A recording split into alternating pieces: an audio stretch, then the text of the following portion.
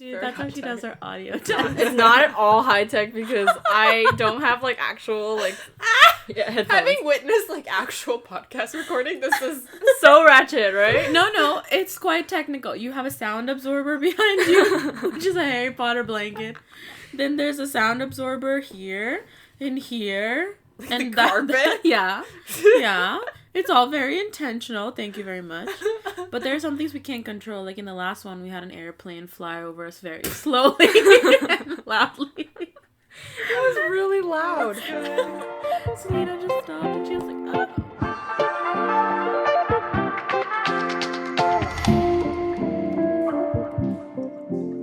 All right. Hello, everyone. Was that more peppy? Was it peppy enough? I think so. Okay. Hello. Hello, everyone. That sounds so fake now. No, just talk Okay. normal. Hi, this is Selena. Again, obviously, as the 4th episode of the podcast Designing Activism. We're back again with Chitika, obviously.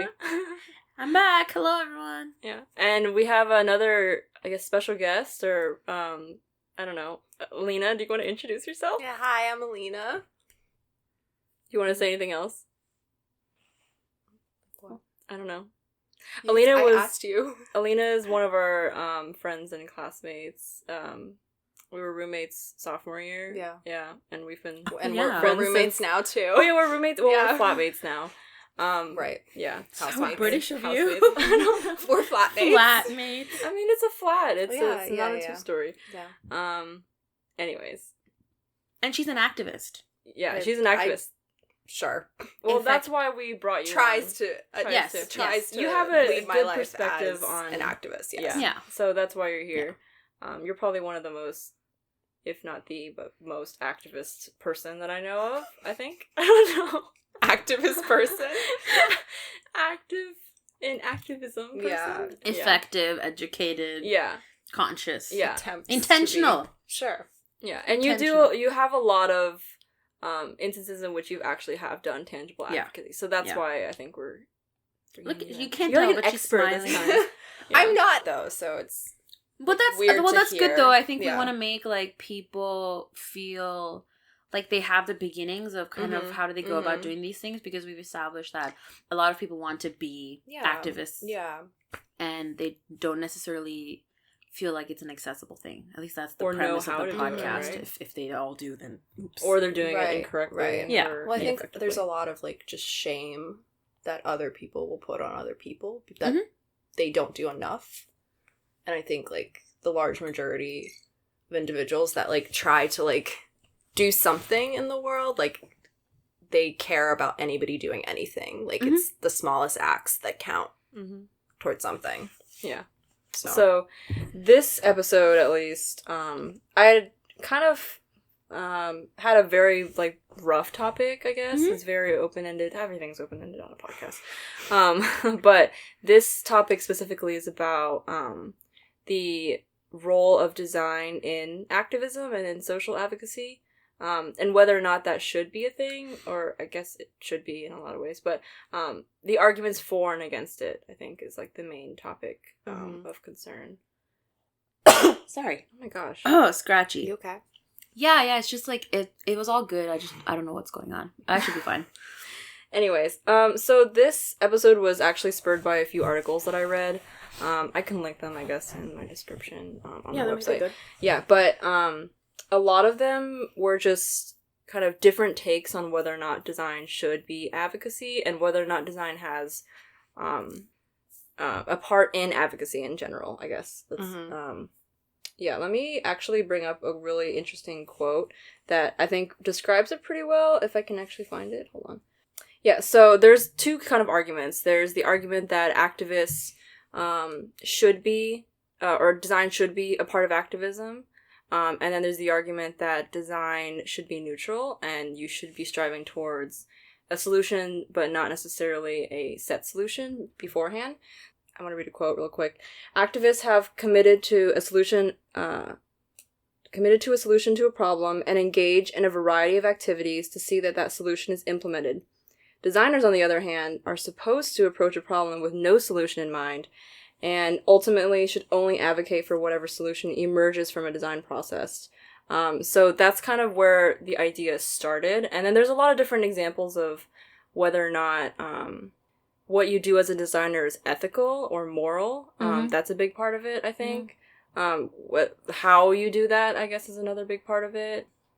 Yeah, so, we brought Alina on because I think you have a really good understanding of, of whether or not design should be considered activism. Because you're doing a thesis about a similar idea. Yeah.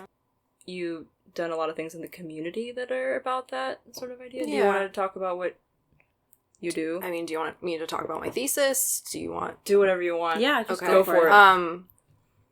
This is awkward. I keep having, to explain what it is in various contexts, but, it's more practice. Yeah, the simple idea of it is, looking at specifically independent abortion providers, and their spaces and their meanings, and thinking about we have a lot of issues right now with access to abortion care, and sort of how designers can sort of play within that role of advocating for these providers that are often not considered in the public eye. Right now, I think 2 days ago, there was a big mega clinic constructed in Ohio? Not Ohio, Illinois. Illinois, yeah. I remember reading and it was sort of built in private, that was its thing. It's a secret clinic that was designed, constructed, to avoid any kind of public, public acknowledgement, anything, obviously from anti-action. And it was probably designed by security architects, I'm assuming, because of how Planned Parenthood is structured. Likely not by a firm. There's not a lot of information on it, but there is sort of I think there's something in that field right now where it's a really contested issue. And so part of my thesis work is trying to find where the role of the architect is within that, and just looking at nonprofits that do that kind of work, and basically coming up with the design manual that starts to create spaces that make people feel good. And it's more complicated than that, obviously, but I think there is sort of this question of architects are here to make spaces for human beings, and I don't think activism is this strong, harsh, scary thing. It's not as scary as we think it is. And the work that architects already do is advocating for somebody. The question is just how they're advocating for these people. And, we talked about this earlier, but, how you're advocating for someone, and if you're advocating for a perhaps immoral side, then that's technically a form of empty activism as we define it, because you're supporting something, or you're advocating for something that's causing a negative effect on other factors or on the situation itself. And that kind of goes into, well, you talked about it a bit already, but, design should be user-centered, right? It's called user-centered for a reason. So I see this a lot in the, UX and UI design world, where, I just lost my train of thought. It's basic human-centered design is already a form of activism in a lot of ways, but you should, in my opinion, be designing, for a better human-centered design system. There's a lot of examples of, protests in the design world, too. I guess architecture also has some protests that we can talk about. Well, I think it's interesting that you bring up, I think we touched on a lot of different things here, but I kind of wanted to go back to what Alina was saying about activism doesn't have to be this big scary thing, right? You can do it as an architect by just practicing your kind of trade. And so there is one element to it, which is where as an architect you have a certain kind of expertise, and somebody at the table, a congressman, will probably pay a little more attention to you when you talk about, safer school designs and things like that, which I'm bringing that up because that's a recent thing. Yeah, that's something that the AIA advocated for. But that's one way to do it. But what you're tapping into, Alina, is this notion that as an architect, you are, ideally taking a stance on what a space should be like, what do people need, and, how do we provide that to them? And so that is a form of activism, and a really valid one, and it's important to be aware of that and kind of make the most of that by like you said, doing work for the people that could benefit from it most. Yeah. So I think like for our listeners, it's important to like recognize those two threads. I think there's also, I keep thinking about something that a professor sort of said to me. There's sort of like, as an architect within kind of the realm of activism, you have a lot of power in the way that you conduct yourself, like with clients. Like we gain a lot of skills like within our practice to be able to negotiate things. Like we argue for like good design when a client might not understand why it's good yet, right? Like we do that constantly. We're capable of having these conversations with people. Like that ability to sort of use design as sort of something that is inherently kind of neutral within the public eye, and then be able to transcend that and actually like make amazing like solutions like for, you know, I don't know, like really critical issues or kind of groups of people that are just kind of typically not designed for or designed well for. Like that has a lot, I think that's where kind of advocacy falls into, or activism falls into, like the realm of architecture. It's like specifically your voice as that neutral body that people respect, right? I mean, we sort of understand there's a lot of disrespect towards architects, but like the goal is that they like be respected. Yeah. And we're able to convince people why design is good if you're good. Yeah, and I mean, you do have some currency or like cachet as an architect or as like a leader in the field, right? So, I mean, when we talk about, say, obviously, like if you're a practicing architect, you have a certain just kind of relevance. People know that that kind of means something. And then the more maybe like associated or affiliated you are with like groups, organizations, leadership, you know, which is why I say the AIS is like it has a certain agency because of just the scale of partially or largely because of just the scale of the organization. So it means something to say that that you're in the AIS or a leader in the AIS or like on the board of the AIS, and then that translates into the AIA, so on and so forth.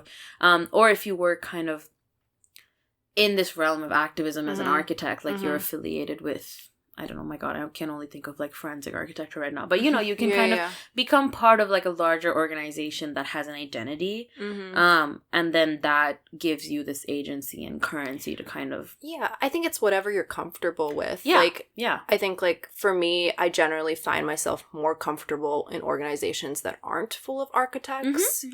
Just because like I'm way more interested in hearing like their solutions or their understandings of design based on whatever their organization is about. But like, I think it's just kind of finding your place and then feeling comfortable enough to like evolve as like a person within the realm of design, right? Because I mean, over time, obviously, like our perspectives are going to change. But sort of constantly thinking about your responsibility and how you're, I don't know, like how you're positioning yourself, like within design, within social issues, within it's like just being conscious about it. I think that's all it is. Yeah, because like I mean, I use this example a lot when I talk about social responsibility in design. But like back to the UI UX situation, like nowadays there's so many tech companies, blah blah blah. But there's a lot of examples of people, designers, architects, whatever you call it, getting jobs because they're there and not because they're socially responsible.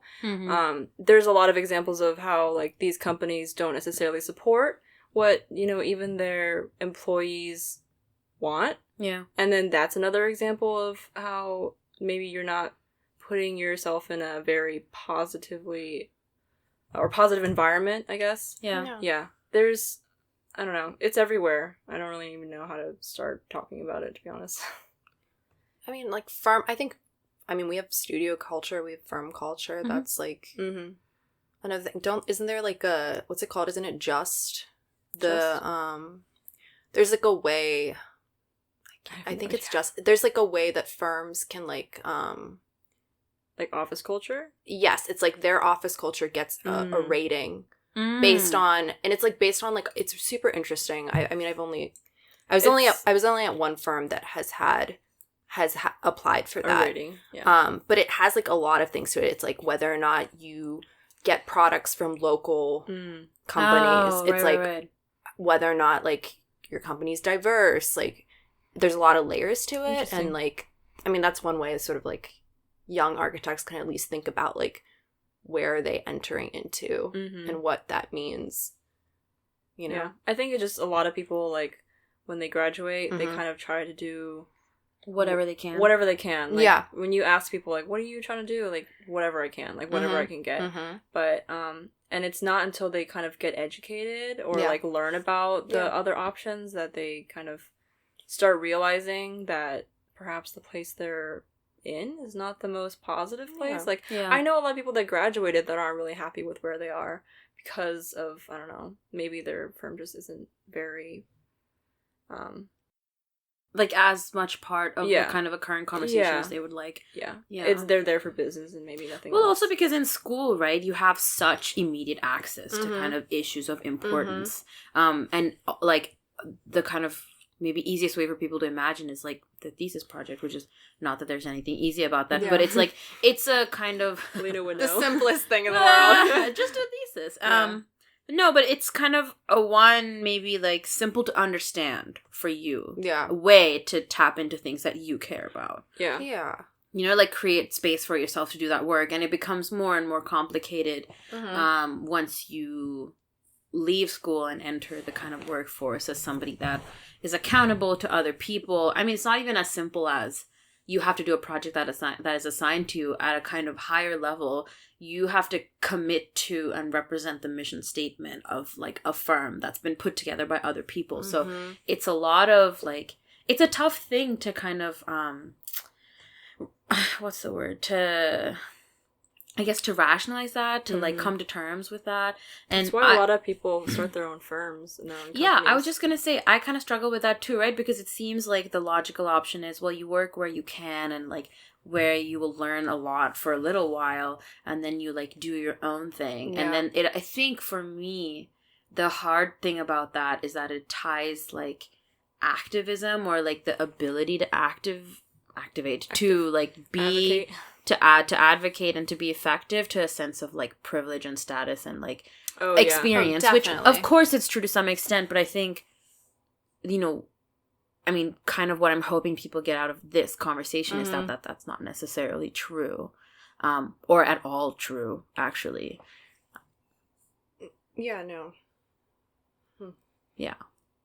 Yeah, I mean, we talked about this a little bit beforehand, but I guess another topic that relates to design and activism is, like, it is a privilege to be an activist. Or is it? I think, like, that's the question. I mean, I think like, we're trying to dispel that or push back against that, which is that...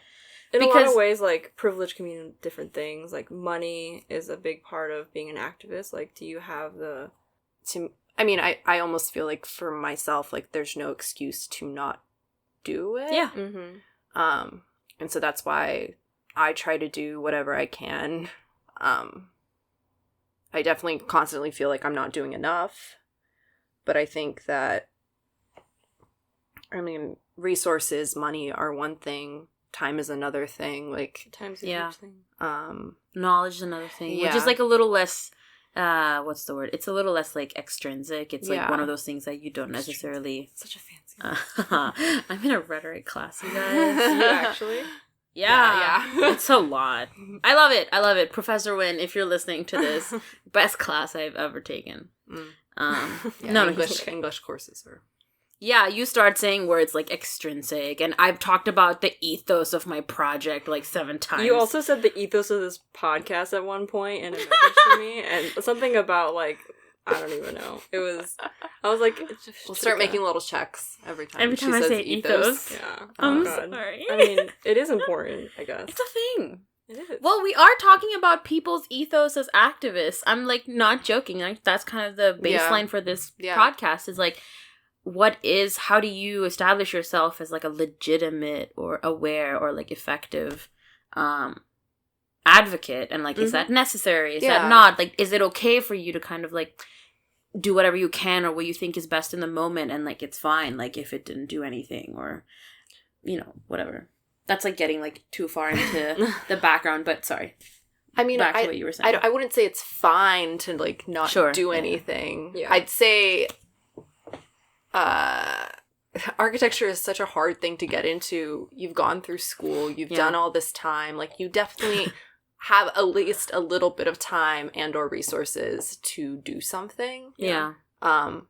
Definitely at least outside of the realm of design, if you can't quite figure out, like, it's definitely hard as a young person to be like entering into the workforce and trying to find a firm to listen to you to do this one thing, right? That's impossible. Yeah. But you definitely have the resources. Definitely at least a connection, like somebody you could help out. And it might not be such a direct link, like I'm a designer doing design for activism, but you're a designer representing the design community doing activism. I think that's a very valid consideration. Yeah. So. Yeah, I mean, I think that actually the scene in Pittsburgh is actually a really good example. What in Pittsburgh? The scene, as in the design activism scene, because like the community. Yeah, the first thing I can think of is like the Squirrel Hill Urban Coalition. Like you probably know more about it than I do, but like typically as a designer, you can get involved with like a group like that is very heavily involved in community planning, and then you know, for you the kind of technical work is not necessarily as rigorous, right? Because you're just looking at drawings, you're like making sure they go through the right approvals, you're maybe offering some feedback and saying, you know what, like, actually design-wise, this will flow better a lot than this. And for you, it's like not necessarily about the difficulty or the technical like intensity of the work. But you as like an educated and trained architect or designer bring so much legitimacy to them and help them so much. I actually know people that are students and they are part of the community, and like they actually surprisingly put a lot of work into it. Like you wouldn't have expected, because obviously they're architecture students, they're probably busy, right? But they actually care a lot more about it once they are in architecture because they see the legitimacy of it. So I think that's kind of what you're getting at there. And if you're interested, go support your community coalition or whatever. Oh yeah, but there's always like there's a lot of different CDCs. Community development corporations, right? I mean, they have like different. Yeah, every city has something similar where the community comes together and like it's part of like approving building processes and zoning too. Yeah. I wish I remembered more about that from. There's that, but there's like, if you're not comfortable with doing that, I also always think about like outreach, like the reality of like even architectural education amongst like young people, and like schools that really lack art education in their budget, right? Like you definitely have some kind of program in your school or in some kind of, depending on the scale of your city or location, right? But there's definitely something out there where like they're trying to reach people in public schools that might not have good art education or programs or even know anything about architectural education. Like that's another level of activism. Like you could participate in, like try volunteering, try, you know, encouraging other young people that might not consider this as a like an option, like a viable career. Well, yeah, because it's actually, I mean, it's taken me a kind of a while to maybe come to this understanding, but the participating in the architectural education process, right, is actually activism on a lot of levels, because it's not only just about teaching the kind of next generation about like the things that are important in terms of design and architecture, but it's also tapping into this idea and this like phenomenon that not everyone, like architectural education isn't as accessible as like math education or as like English, right? Like people talk about STEAM a lot, but like, I mean, STEAM is a new thing that happened within like the past couple of years, right? Like, and maybe like.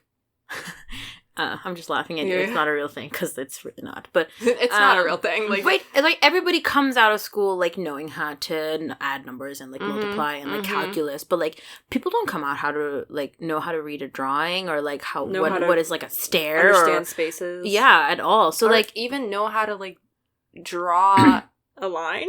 I mean, it's there's people perspectives. People don't know how to draw what they see. Like that really important connection that designers hold of like mind to hand, like yeah.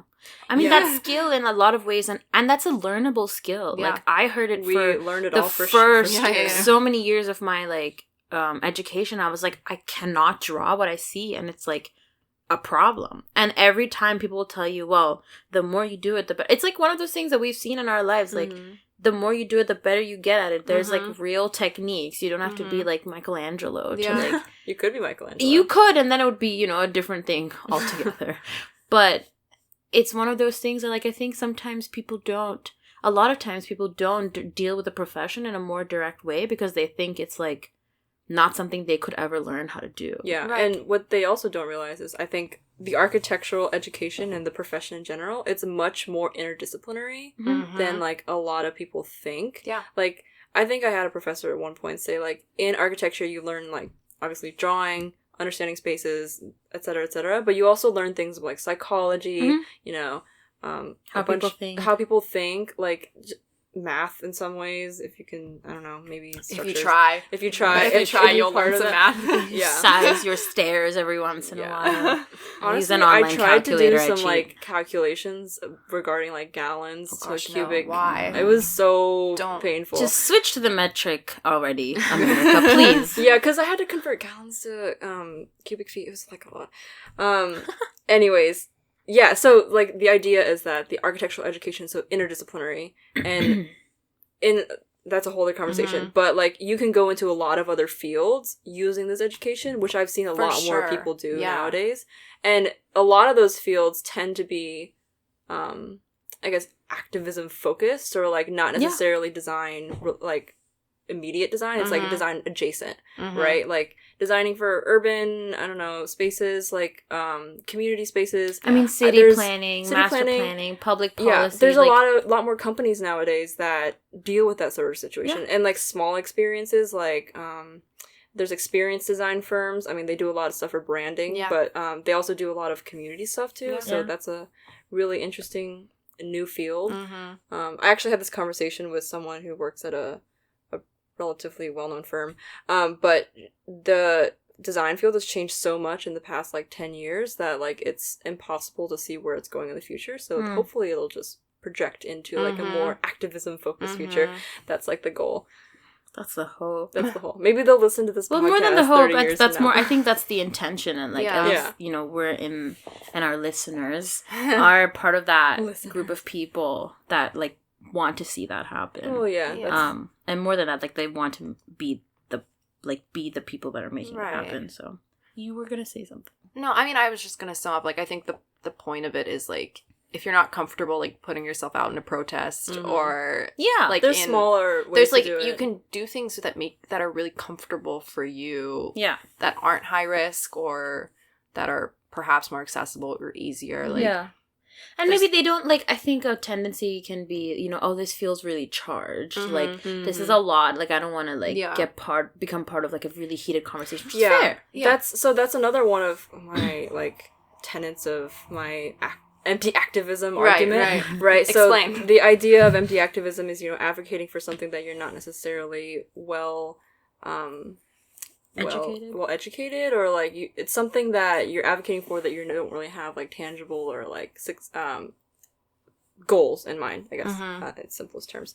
But one of the ideas that talks about is like picking the right battles is really important. So like Alina was saying, like pick a battle that might be comfortable for you, or pick a battle that's important to you. I think that's more important. Yeah. So like something that maybe affects you or affects people you know is going to be more valuable to you than some like big movement that's going on. Although those are important too, but Well, I think it's if there is a big movement going on and you for whatever reason don't feel passionate about it, like it's not being hard on yourself, it's supporting the people that are passionate about it. And then I mean, I think you just want to be careful to not say something that harms any kind of movement. Yeah, that's like the whole idea about the empty. Like if you're actively advocating emptily, that's like a really weird way to say it. No, that sounds great. Yeah, then you're only hurting the movement and you're only hurting like yourself. So do no harm.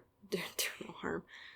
Yeah, I mean, like I think you don't want to you don't want to hurt yourself through the process too. Like there's also like activists that go too hard, like people that get into those. Spend too much time doing things that like ultimately drain them emotionally. Like that's not the purpose either. There's also, it there's makes you less effective. Yeah, like even if you're just motivated by being the best activist you can be, like going hard at it, like, and just kind of not stepping back or not like spacing it out is not good for your cause. I mean, you see these like huge movements suddenly stop, right? I can't think of an example, but I know that they've happened. The rainforest.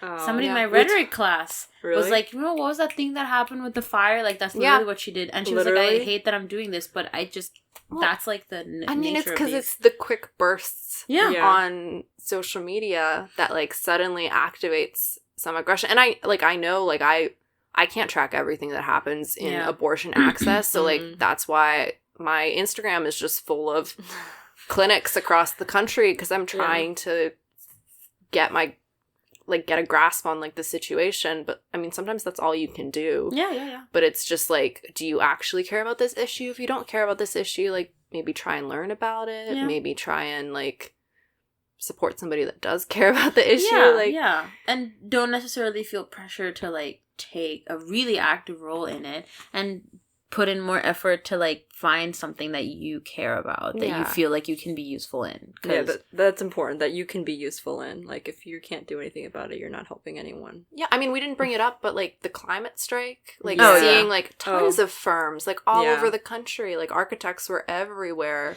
I mean, that's one of the AIA's most important points that they're trying to make, the advocacy committees. They're really trying to push all of their efforts towards climate change and like environmentally sustainable practice and stuff like that. So, I mean, it's a really big thing. It just happened. Actually, Chitika and I were going to talk about this in another episode. Maybe you can be on that one too. No, but it's really important. Like, that's an example of designing through activism.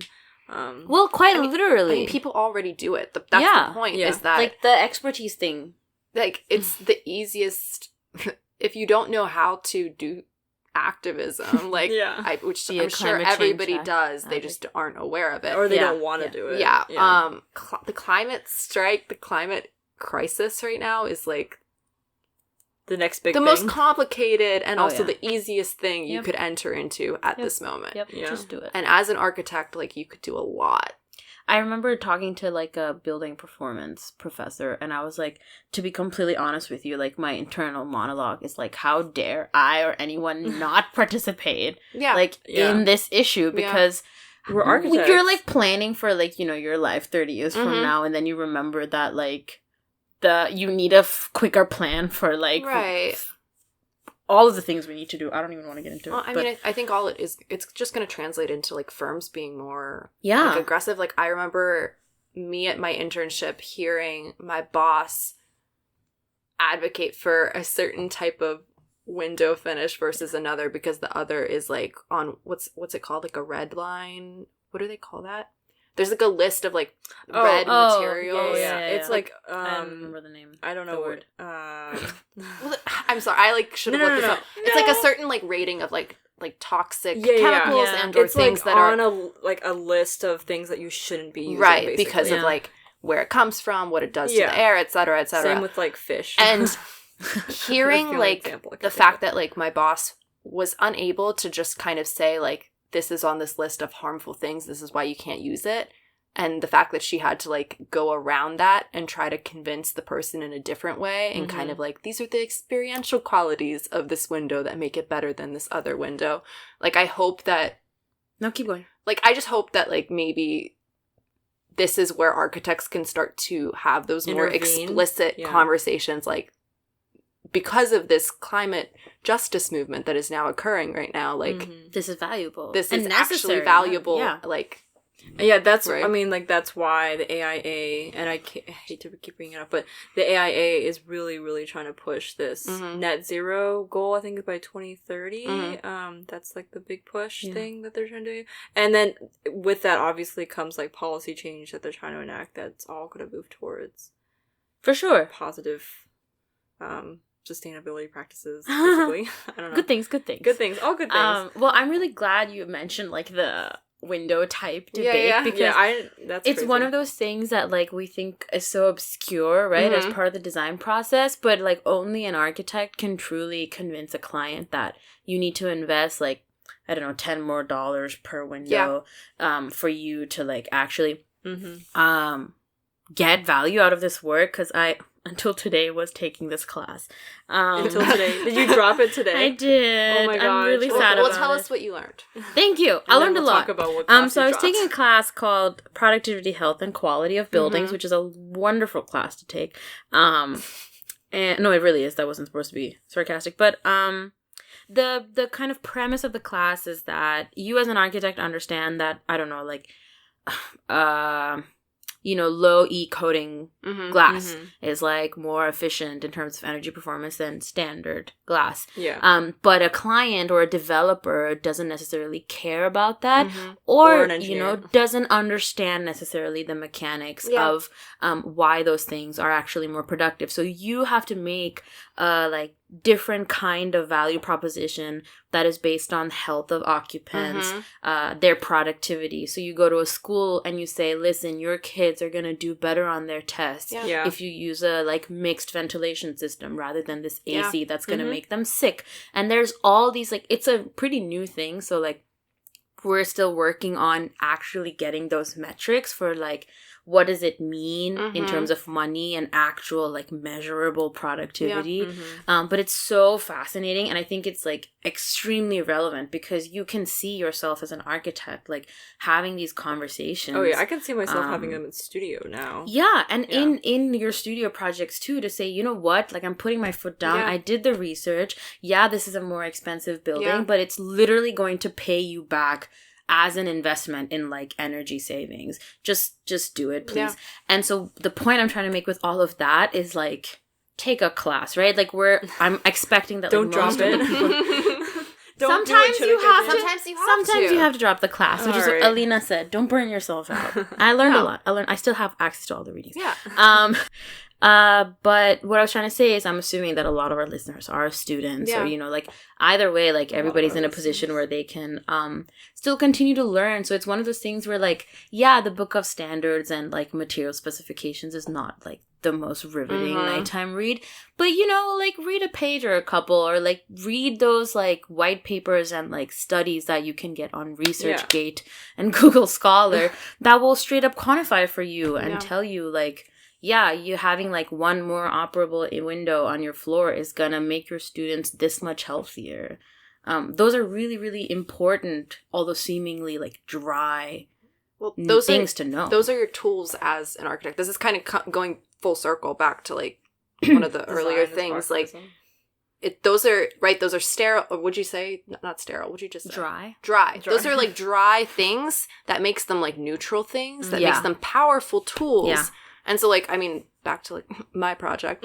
Like, I mean, like, you're talking about, like, schools, right? I don't see why those same sort of tools and those same arguments can't be applied to, like, a really great abortion facility. Like, that's how I see it. Like, there's, like, I mean, obviously, it's more complicated and there's tougher people to convince, But you can use your skills that you learn as an architect or architecture student, I guess, to implement those or to push for things that you're interested in. It's not going to make your life easy. No. I mean, being an architecture student is not easy. Yeah. Or being an architect isn't easy, but if you care, you can do it. Yeah.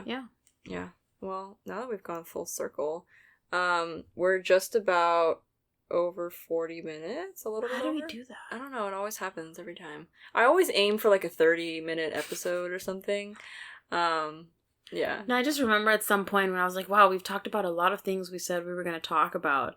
And I looked at the time and it was like 15 minutes. And I was like, how is this going to last? Yeah, I mean, I think it always gets a little bit jumbled in the beginning, but we always find things. No, we came full circle. Yeah, we're fine. It was a great job, squiggly circle, but we did it. Started out rough. Yeah. My face feels... feels red. Alina was so nervous about doing this podcast. But this is great because nobody can see how red I am. You can't control it. I know I can't control it, but this is a very comfortable platform for my voice. I'm gonna say, like, we usually take a photo of, like, our very professional setup. Can we take it after my face? Yeah, we'll give you a couple minutes to, like, calm down. Yeah, if you guys want to see what setup we're in, it's quite a look. But okay, this is what we're saying. You know, we don't have, like, a whole recording studio. Yeah. But we're still doing a podcast and trying to make a difference. So yeah. Sorry, I want to get a podcast studio, but that costs money, and we have no room. I could do it in your closet, Alina. I was actually saying earlier that we should record in your closet. If there's enough things on the floor, you'll have great, like, acoustical property to it. Okay, guys. Episode number 5, stay tuned for a podcast episode from Alina's closet. Yeah, specifically that's the reward for sticking with us through 4. Even if Alina might not be on that podcast, I'm getting kicked off. No. Anyways, okay, thank you guys. This has been Selena and Chithika and Alina. Oh my god. Thank you guys, and we'll see you next time. Bye. Bye.